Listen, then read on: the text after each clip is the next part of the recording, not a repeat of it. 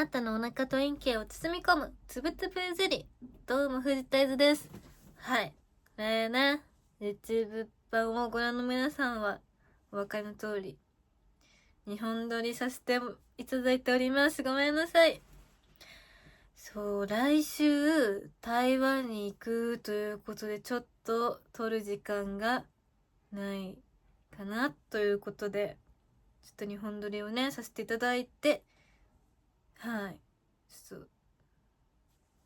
またこのトンチキなヘアバンドをして申し訳ないのですが、こうやって外すとこんな感じで、やばい、すごい、なんだろう、なんとも形容しがたいボサボサ頭ですね。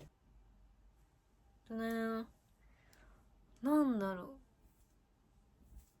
ちょっとバブリーな感じかな、逆に。よいしょ。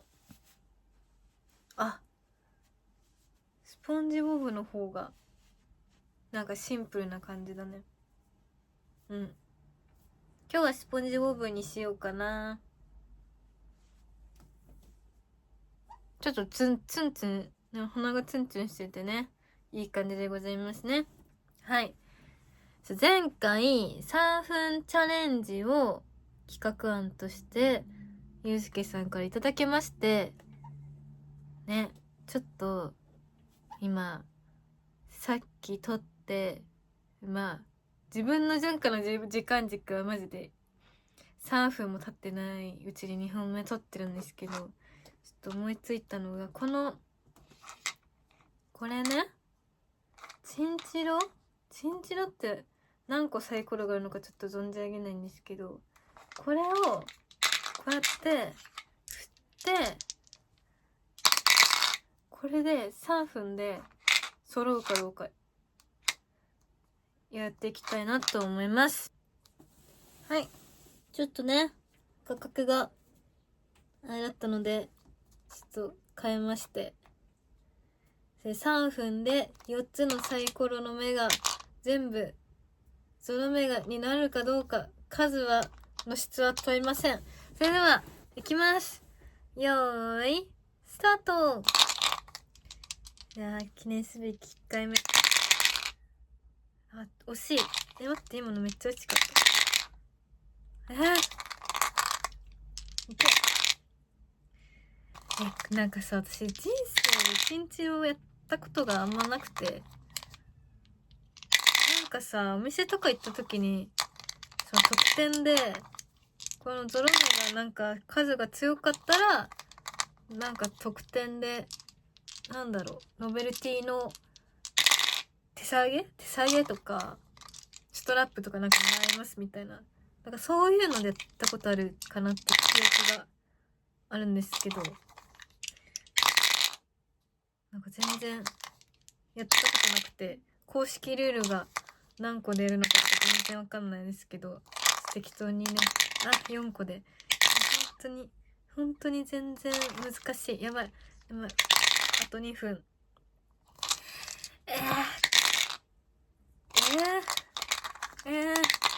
待って。焦ると手元が狂うな、これ。いけ。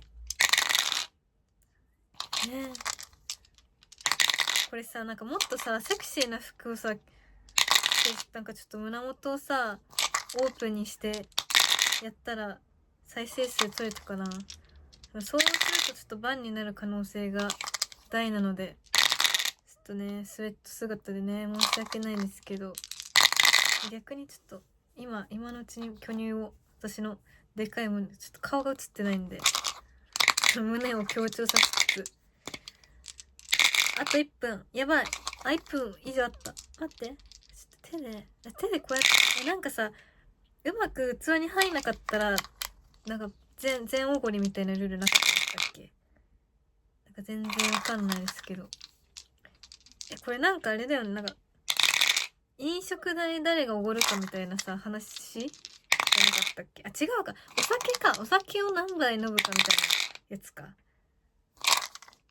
テキーラ、これで全部揃ったらテキーラ飲むんだっけ。でも全部揃った人はテキーラ飲むのかしら。待って、そうこうしてるうちに残り約30秒。やばいやばいやばい、全然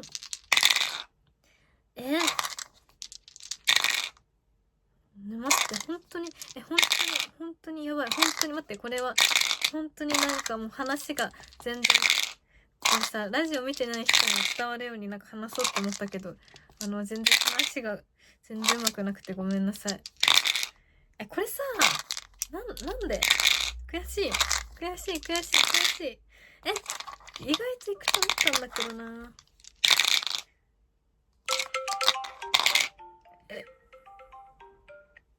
最後1回だけ回します。はっ、残念でした。控えます。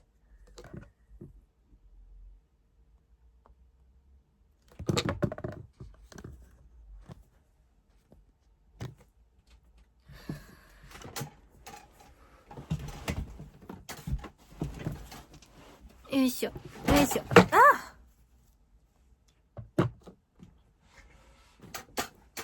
はいはい、ちょっと引くか。これだな。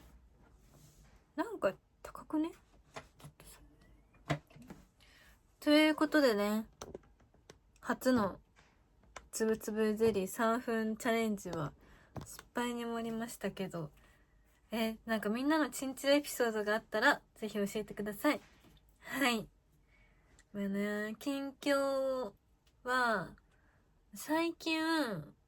ゲームやってて、最初ピクミン1をやってたんですよ。ピクミン4の無料体験が楽しすぎてピクミン1やろうと思って、ちょっとなぜ1をやろうと思ったかは本当に分かんないけど、なんか1からやった方が4つしかないし余裕っしょと思って1からやった方がなんか話とかもストーリーがなんか続いてたりしたらあれかなと思ったのか、なぜか何を間違ったか1から始めてしまい、もう超沼にはまってしまいまして、難しすぎるピクミン1ね。ピクミン1って多分私が生まれたのか生まれてないのかってくらいの、やばい、年を非公表にしてるんだった。そう、結構昔のゲームの方が難しいのかな、わかんないんですけど、なんでわかんない。ピクミン4ももしかしたら難しいのかな。でもピクミン4はなんかピクミンの他にでかい犬みたいなのが出てきて、そいつがなんかいろいろ破壊してくれたりして、それがもうチート級の力を放っており、ピクミン1ってなんかもう純粋にピクミンがいっぱいいて、なんかピクミンをの言うこと聞かせて敵を倒してってみたいな感じなんだけど、敵が強いのかピクミンが言うことを聞かなすぎるのかなんか分かんないんですけど、ちょっと難しいなと、難しいけど楽しいなと思いつつやってて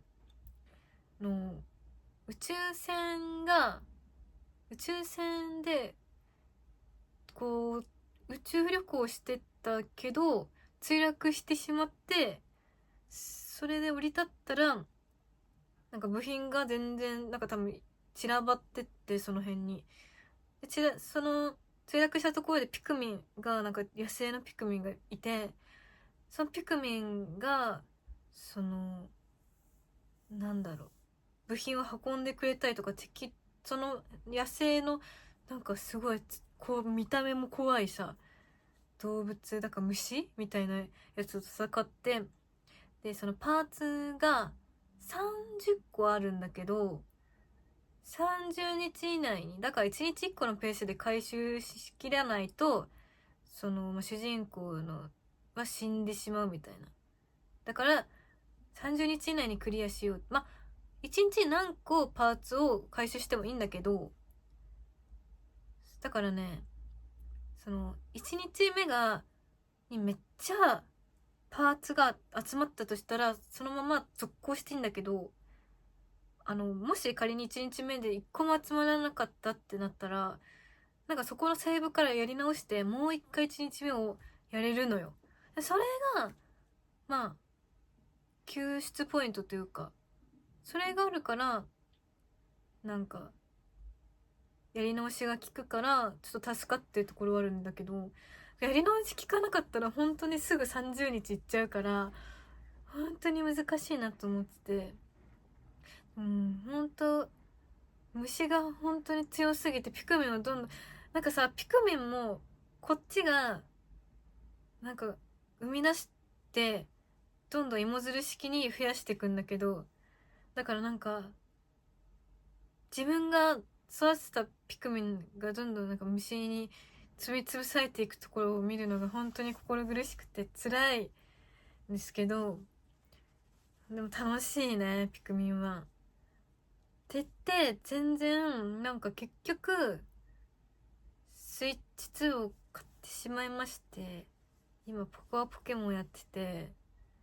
ポコアポケモンももう1ヶ月くらいやってるの。私多分ゲームめっちゃ下手なの。ゲームめっちゃ下手すぎて全然1ヶ月やってんのに本編クリアできてなくて、なんでなんですかね本当になんかクリアできそうなとこまでは来てるのかな。一応島は全部開放したんだけど、どうなんだ、なんかツイッターで本編をその作り上げた制作人がたくさん設けていますようにっていうツイートを見かけてとか、まあいろいろ感想がね流れてきて、そんなにいいエンディングなんだと思ってすごいワクワクしてるんだけど全然たどり着かなくて本当になんでって感じ。本当にゲームが下手です。下手だけど下手の横好きでいろいろメルカリを漁ったりして買ってしまうこの頃ですね。だからコアポケモンもそのクリアした後に農園を作ったりとかなんだっけ、無限に鉄を連成させる機械を装置と作ったりとか、あとはなんだっけ、絵の具を作ってそれをすりつぶすのを一生なんかさせたい、なんか牢獄、ポケモンに労働させるみたいなやってる人がいて、なんか面白そうだなって。なんかそういう街づくりをやりたいのになんか全然本編が終わんなくて、本当にゲーム苦手民としては辛いですね。なんだろう、効率が悪いのかな。ピクミンも多分効率重視で一日の長さがもう勝手に決まってるから、その中でパーツを集めたり敵を倒さなきゃいけないんだけど、今こっちの赤ピクミンが敵と戦ってるから青ピクミンでパーツを回収しようみたいな効率化が求められるから、ほんと多分そういうのが苦手なのか分かんないですけどゲーム苦戦してますね。いやでも思ったのはスーパーマリオむずくねって本当に言いたくて、スーパーマリオ私自力で多分全クリしたのが1回しかなくて、それも 3DS のそのザこうただ 2D でこう動いてくザ・スーパーマリオって感じのやつじゃなくて、オープンワールドっていうのかな、なんか 3D の画面で前後左右斜めとか自分で操作できて敵を倒してその世界を探検してみたいな、でその敵も結構雑魚でみたいな、なんかめっちゃ簡単な 3DS のやつしかクリアしたことがなくて、本当にマリオってむずくないですか。私小学生の頃とかやっぱマリオとかね流行ってたからやってたんだけど、クッパとかクッパその1個の面の真ん中と最後で城があって中ボス的なのとか、クッパの手下がその城に住んでて、その城の構造もなんか嫌だし音楽も怖いしカロン怖いし、なんかいっぱいマグマがグツグツしててなんか怖いし、中ボスもゴツゴツしてて怖いし、クッパ怖いし、本当にマリオ苦手なんですけど、ピエン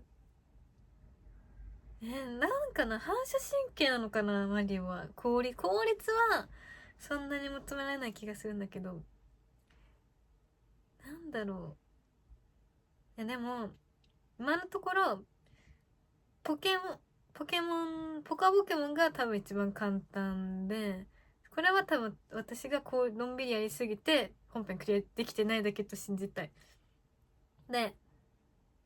ピクミン1の方が絶対マリオより簡単だなって思ってる。そのやり直しは効くからね。マリオってさ、もう敵に倒されちゃったりマグマに落ちちゃったりしたらもうそこで終わりだから、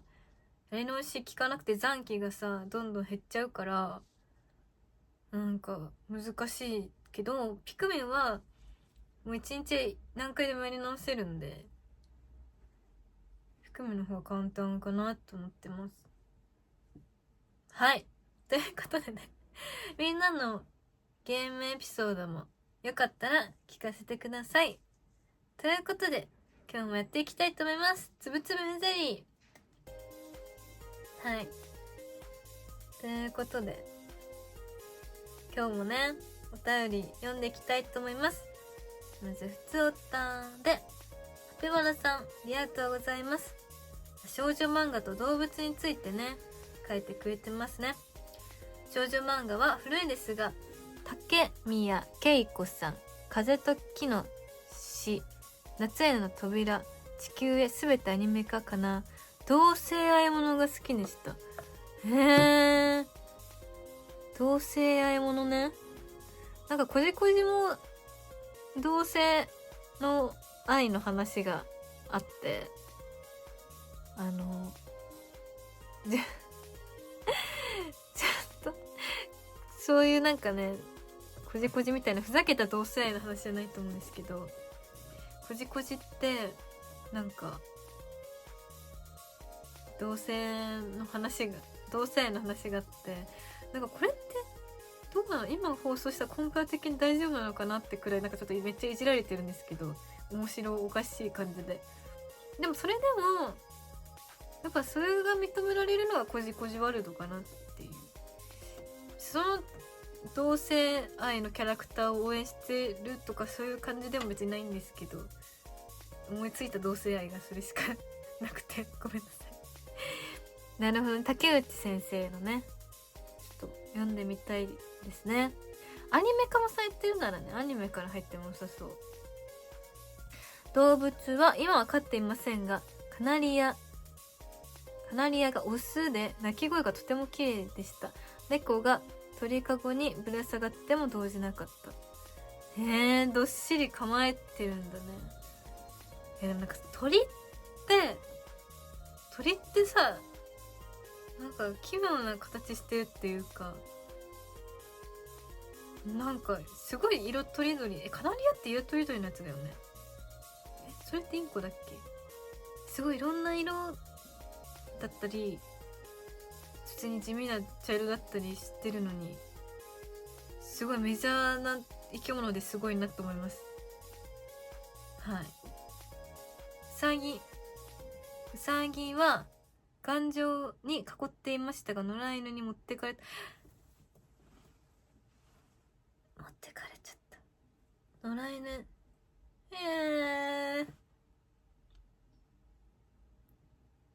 でも確かにうちの実家の犬も柵とか全然平気でちっちゃい頃越えられてたから、犬ってパワフルだよね。うさぎってさ、なんか顔怖くない？なんかうさぎ今じゃゾワゾワしちゃうんですけど、あれかな、なんかさ、デフォルメされたうさぎと実際のうさぎの顔が違いすぎて怖いです。ごめんなさい休館長、すごい。休館長ってなんだっけ。ギーギーガーガーとしか鳴かなかったんだって。お客さんが来ないよってやつは何だったっけな。休館長が鳴く。休館長ってあんま分かんないの。なんか全然、休館長は真っ黒で、くちばしだけさめっちゃオレンジなんだけど、なんか魚の部位みたいだね。やっぱ鳥ってすごいよね。なんであんな発色に進化しようと思ったんだ。だってこのスポンジボブのさヘアターバンと同じ色のくちばしだったから、これだって科学的に作られた色なのにさ、すごいよね。小型犬も飼ってた。雷が怖い。コロッケをほっぽって遊ぶ。コロッケ、モノマネ芸人のコロッケですかね。コロッケ、食べるコロッケとかだったら食べちゃいそうなのにね。散歩ですぐ疲れ、自転車に乗せたら酔ってしまった。なんかさ、最近ベビーカー、最近ってわけでもないけど、ベビーカーに犬を乗せて散歩してる人たちとかいるけど、すぐ疲れちゃうけど、チャリだと酔っちゃうから、飼い主が自転車に乗れない可能性もあるので、それは私の話なんですけど、ベビーカーに乗せて歩いてるのかな。うちの実家の犬は、まあ普通に散歩するので、なんかさ、ベビーカー、やっぱ自分がちょっとさ、なんだろう、物事をうがって見すぎてる人間だから、ベビーカーに乗ってる犬を見たらさ、なんかさ、可愛いこぶってるなって思ってしまうんですけど、だからどうなんだろう、自分が犬を飼ってもベビーカーには乗せようと思えないですね。魚類、熱帯魚、熱帯魚、グッピー、ネオンテトラ、エンジェルフィッシュ、淡水魚、土壌、金魚くらいかな。今は生物、生物か、植木類のお世話をしているそうですね。なんかさ、なんだっけ、めっちゃ一時期流行ってさ、すごい見た目の魚いなかったっけ。なんだっけな。グッピーとかはさ、熱帯魚でさ、キラキラしててさ、可愛いじゃん。ウーパールーパー。ウーパールーパーの見た目もすごい私ゾワゾワ来てしまうんですけど。なんかさ、すごい、やばい、調べただけですごい鳥肌が立って、もう私一生このスマホを見れません。ちょっ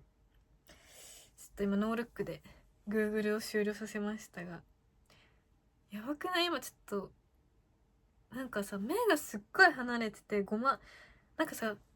鳥と一緒だけどどうしてあんな風になろうと思ったんだろうっていう。目がすっごい離れてて、口がでかくて、がブヨブヨしてて、腕だけめっちゃ細くて怖かったです。怖い。やっぱ木がいいよ。ちょっとね、植物がやっぱ一番ちょっと聞いてて安心しました。ということでね、私もそう、この台湾から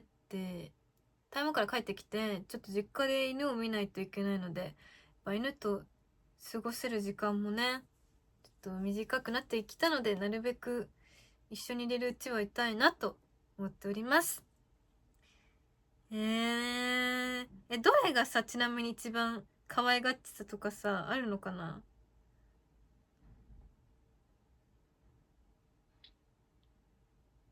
なんかさくら先生のエッセイ見てたらグッピーを飼ってたんだけど、繁殖しすぎちゃって、すごい水槽のなんだろう、中身がすごいことになってて、でグッピーが死んじゃっても誰も気づかないぐらい誰も可愛がってなかったっていう最終的にね、可愛がってなかったっていうエッセイ最近読んでめっちゃドカ笑いしました。ラジオネームカララムさん。こんにちは。ゆずちゃんがラジオを始めたとして第1回から楽しく聞いています。ありがとうございます。私も個人的にラジオが好きで、在宅勤務時はラジコのタイムフリーで深夜放送などを聞いていることが多いです。ゆずちゃんもラジオ好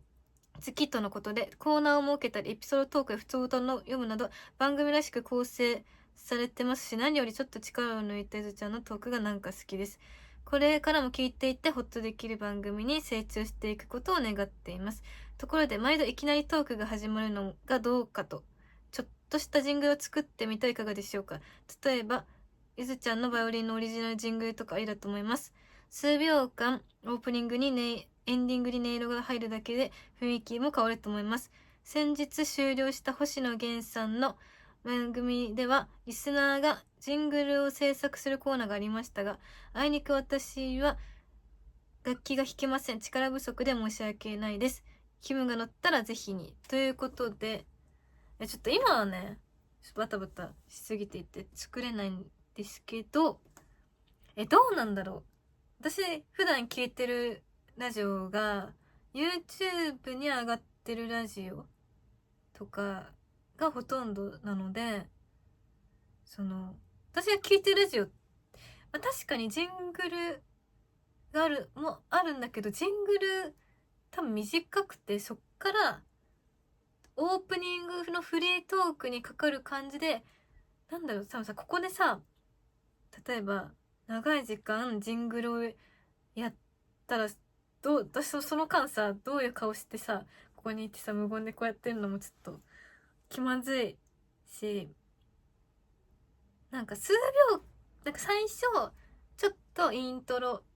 3、4秒くらいあって、そっからオープニングトークにかかるようにちょっと音量ダウンしてみたいな感じなのかな。さ、聞いてるラジオでわかんない。私の聞いてるラジオがさ、どの界隈のものとかがさ、ちょっと察されてもちょっと申し訳ないんだけど、長いジングルのラジオ番組、ネットラジオで全然アイドルでも、芸人でもない人、半分素人みたいな感じの、申し訳ないけどね、言ったらね。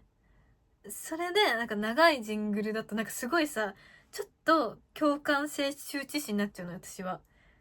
だから自分の、わかんないです。思う感じのオープニングのジングルを作って、それが、わかんない。カララムさんをはじめとして、聞いてる人全員の、こういうのが良かったって思うのと、違くなりそうな気がして、自分が思うままに、や、やっていいのか、自分は最初、どういう顔して佇んでいいかもわかんないから、めっちゃ短め、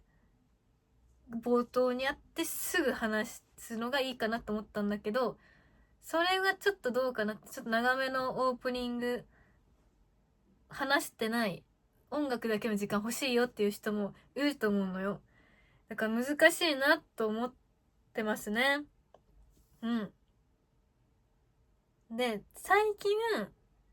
博士太郎さんのラジオ番組を聞いたんですよ。私、そうそう、それで、やっぱ博士さんはバイオリンの作曲の才能がすごいから、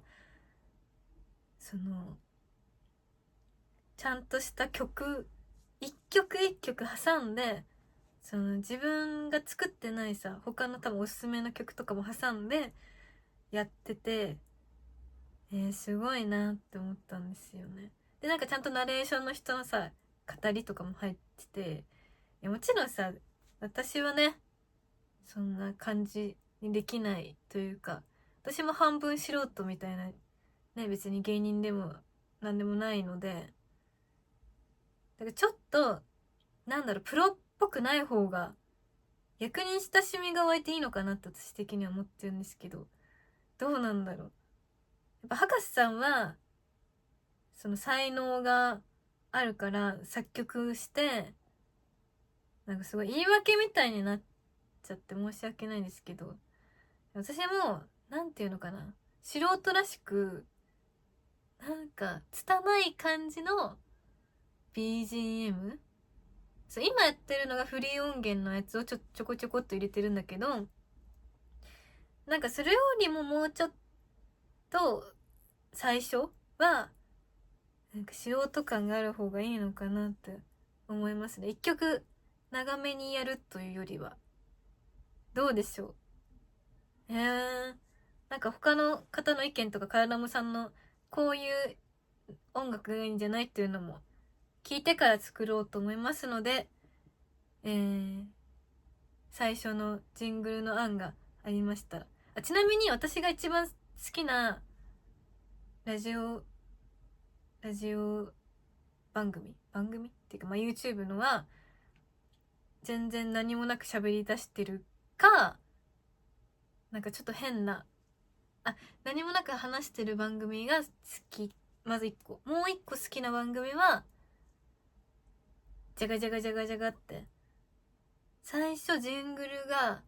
多分5秒ぐらいかな、5秒ぐらいあって、そっからバーッと話し始めてるから、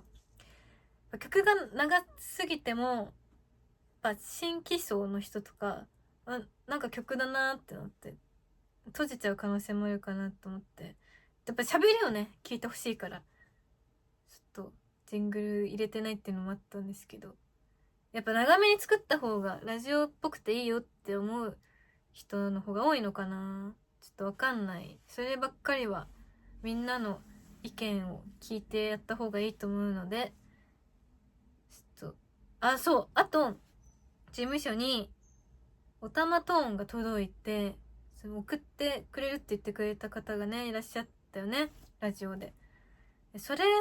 とバイオリン、それおたまトーンとバイオリンが相性いいのか分かんないけど、それでちょっとやってみようかなと思いますね。もし作曲ができる人がいたらちょっと送ってくれるとちょっと嬉しいかなと思いますね。それはねもうわがままなので全然自分でやれよって話ですけど、だからとりあえずみんなの意見が聞きたいですね。私は最悪なくてもない方がスッと自分的にはいつも聞いてるラジオがほとんどないに等しいラジオが多いのでスッと入っちゃってましたけど、それでやっぱねちゃんとした番組を聞いてる人はやっぱ耳が肥えてるから、ちょっとこれじゃダメなんだろうなって思いますので、なんかちゃんと普段聞いてるラジオみたいにどういうのが、こういうラジオのこういうジングルがいいよみたいなのがあったら教えてください。確かになんかあれだね、楽器ができなくてもなんか身近な音でこんなのどうですかっていうのがあったらなんか送ってくれると嬉しいです。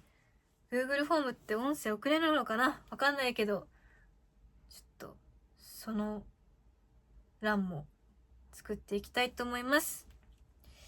ということでね、次のお便り読ませていただきます。夢物語のコーナーでラジオネームようくん。先日見た夢ですが刑事ドラマの世界に入っていました。某任三郎さんがねちっこい感じで操作をしているというところで目が覚めてしまい、これは続きが知りたいと二度寝を決行すると運よく夢の続きを見ることができたのですが、なんかドラマで見るときよりも推理が進展しない。おそらくこの包丁が凶器ですと言ってるけど血がついてるもんねと突っ込を入れたところでまた目が覚めました。俺の潜在意識がトリックを考えれないから話が進まないのかと夢なのに現実を突きつけられました。ゆずりんにも続きが見たかった夢ってありますかということで、刑事ドラマの世界って楽しそう。あれじゃない、コナンの映画見たからってない、知らないですけどでも刑事ドラマの世界に入ったことないかも。覚えてないだけ実はあるのかな。今日は刑事ドラマの夢を見れるように某忍三郎さんの写真ブロマイドを枕に入れて寝ようかなと思います。続きが見たかった夢か。またなんかさ、前回も料理の話しちゃって申し訳ないんだけど、なんか私あんまりご飯を食べないように気をつけてるんですけど、なんかその一食にかける思いが本当に強すぎて、もし外食に行くってなっても絶対に外れを引きたくないし、自分で作る時もなんか結構本当に今これが食べたいって思いに従って作ってて、だからお店より自分で作った方がさ、今自分の食べたいものをすぐ叶えられるので手っ取り早いかなっていうのもあるんだけど、なんか夢でめっちゃ暑くて寝苦しかったのか分かんないけど、暑すぎて冷製カッペリーニを作ってる夢を見たんだけど、なんかトマトを切ってバジルちぎってなんかいろいろやってて、でカッペリーニってないよなと思って、そうめんを茹でてるところで目が覚めたのよ。であとそうめんを茹で切ってもうお酢とオリーブオイル入れたら、もう私夢の中で美味しい冷製カッペリーニが食べれてたんですよ。まあ実際にはそうめんなんでカッペリーニもどきなんだけど、それを食べれなかったことが本当に悔しくて、夢だったらいくら食べても0キロカロリーじゃない、本当に0キロカロリーじゃない、ドーナツは丸いから0キロカロリーとかじゃなくて、本当に夢で食べたら0キロカロリーだから、夢でご飯食べようとして食べてる途中で目が覚めたりとか、食べる直前で目が覚めたりすると本当に続きが見たかったって思うかも。食い意地が果てるからね。そうですね。あとなんだろうな、食べ物以外で続きが見たかった夢か。でもほんと仕事の夢か食べ物の夢しか見なくて、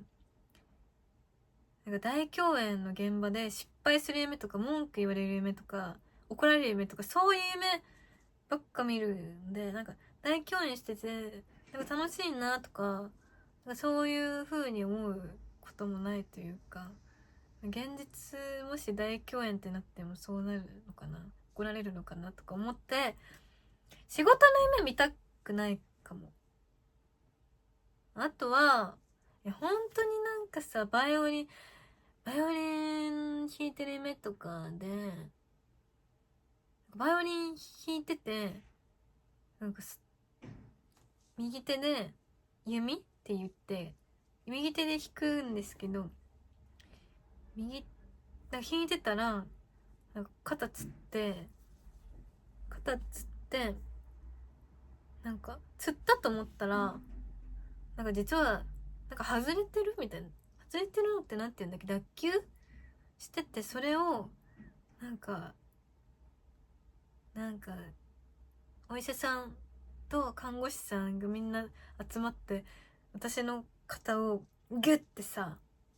元の位置に戻そうとしてくれる夢を見たことがあって、多分本当の脱臼もそういう風に治療してるっていうシーンをなんか映画で見て、多分それで